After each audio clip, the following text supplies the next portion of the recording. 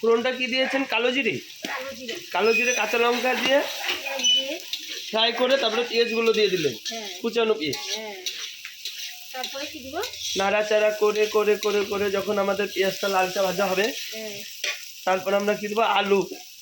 এটা না আলু, গাজর, গাজর আলুগুলো কাটা আছে চিরচির করে। তারপরে আছে শিম আছে আর পেঁয়াজ কলি আছে। তো আমরা আগে দিব গাজর আলুটা, কারণ পেঁয়াজটা আগে ভাজা হবে, তারপরে শক্ত তো এটা একটু ফ্রাই করতে হবে।